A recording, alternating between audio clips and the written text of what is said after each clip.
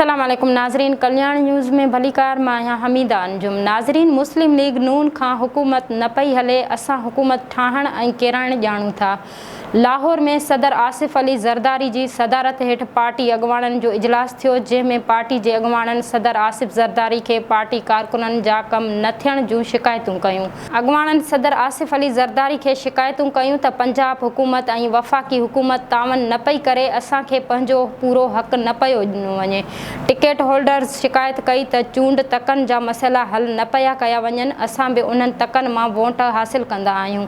असांखे बि वोटर्स खे मुतमिन करणो पवंदो आहे। आसिफ अली ज़रदारी अॻवाननि जे मसइलनि खे हल कराइण जो यकीन ॾियारींदे चयो त हाणे मां पाण मैदान में अची वियो आहियां।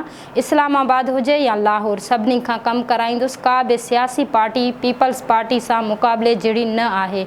मुंहिंजी पार्टी ते तनक़ीद थींदी आहे त उहो मां सवाब सम्झंदो आहियां। आसिफ अली ज़रदारी पीपल्स पार्टी पंजाब जी क़यादत खे गॾिजी मसइला हल करण जी हिदायत कंदे चयो त IMF खां कर्ज़ वठी अवाम जो इम्तिहान वरितो पियो वञे। नून लीग खां हुकूमत न पई हले, असां हुकूमत ठाहण बि ॼाणूं था ऐं केराइण बि। असां पंहिंजी अवाम खे अकेलो न छॾींदासीं।